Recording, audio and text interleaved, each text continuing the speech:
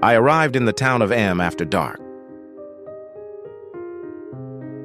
A town nestled among mountains becomes startlingly quiet at night. A single convenience store glowed in the distance. Beyond that, only the hotel lights and a scattering of street lamps along the road. I checked into the hotel, settled in for a moment, then decided to step out for something to drink. The convenience store was just a few minutes on foot. Out of the hotel, across the large parking lot, and I'd be there. That was all. The moment I stepped into the parking lot, something changed. Not a drop in temperature, not a gust of wind. Nothing physical. It was a feeling something was there. 3 of them. 3 figures standing near the middle of the lot. I didn't try to get a closer look.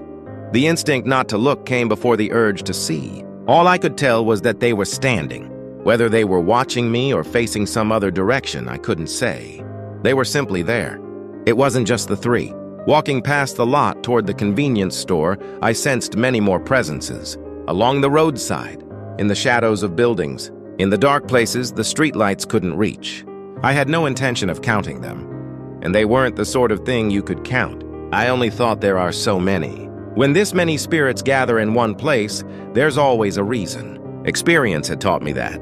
I finished my shopping and walked back the same way. The 3 were still there. Same spot, same posture. I slipped past them and returned to the hotel. I didn't look back. Back in my room, curiosity got the better of me. I looked it up.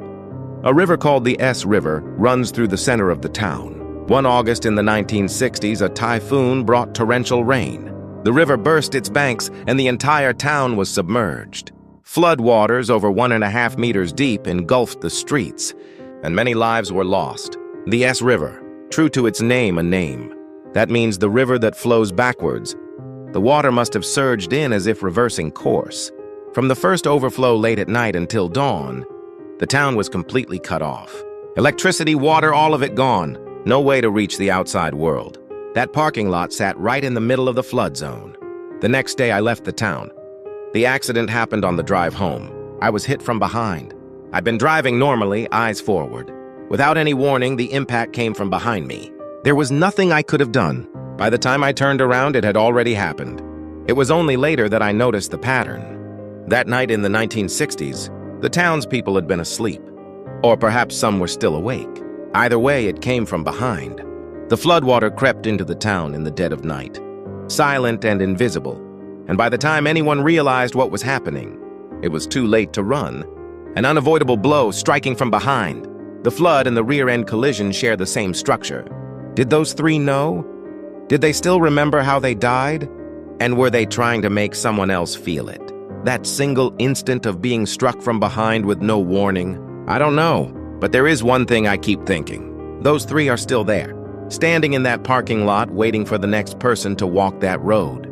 They have something to say. I think the river is still there, still flowing. The S River runs through a small town in Japan. In the 1960s, a typhoon caused the river to flood, submerging the town center and claiming many lives. This story is based on a true experience.